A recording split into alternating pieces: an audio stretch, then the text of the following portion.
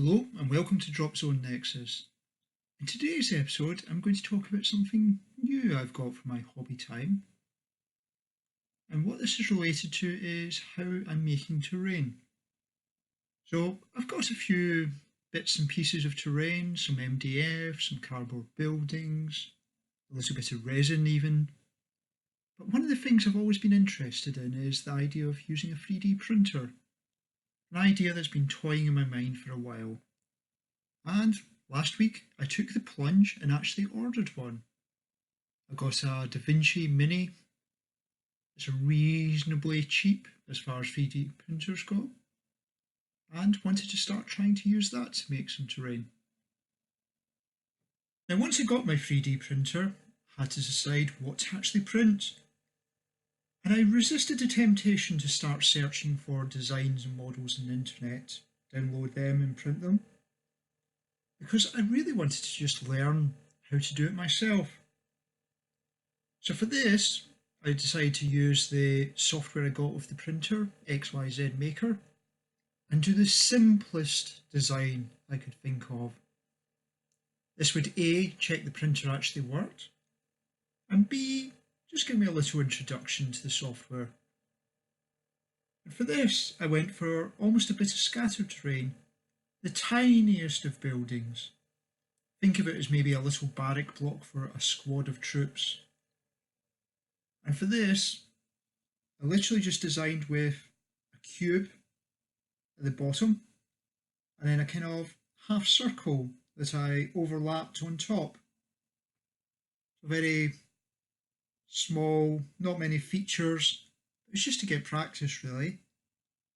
And here's the result of it, which for the amount of effort I put in, I'm quite happy with. And it's a stepping stone.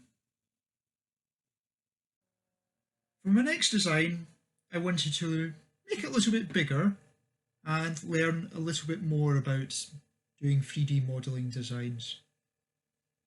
And for this, I actually switched what software I was using. I switched over to using Tinkercad, just to see if that was a bit easier, and I think it is than the XYZ Maker. I certainly found it easier to actually put together the design, cut some holes in it, get some angles going. And for this design, I went for a vehicle maintenance shed. The idea being this is where my tanks would pull in to get fixed. I did it a little bit higher so that I could use it for PHR walkers as well. And this allowed me just to play with a few more angles, cutting some holes in design. And from a terrain perspective, it's interesting. It gives somewhere for the tanks to dart into undercover. Maybe some house rules about you can't do indirect fire from within. After all, your artillery shells would just hit the roof. So 20 minutes of design after doing the tutorial, and off I went printing. Now one thing I learned is, don't do it just before dinner time. It does take a long time to print, and my wife gave me some looks as to why we had this printer churning away in the background over dinner time. My hobby area is not too far away from our dinner table. And the other is just to keep an eye on the printer.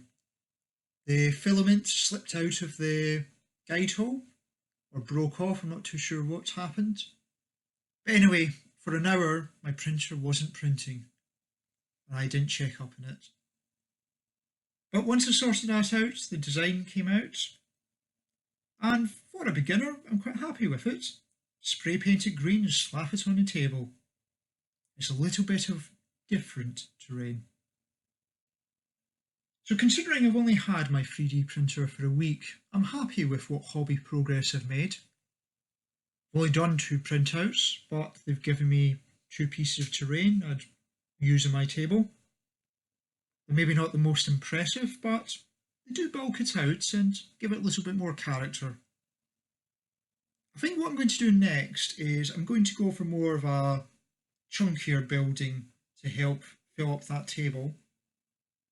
Maybe a small building, more of the traditional square shape, and just see if I can get used to doing a little bit more intricate detail. Not massively, but just getting some doorways and some windows. I'd quite like to give that a try, because that does make up a lot of Dropzone tables. So that's my next target. We'll see whenever I stick to it. So as always, any comments or questions, feel free to let me know, and I'll speak to you later.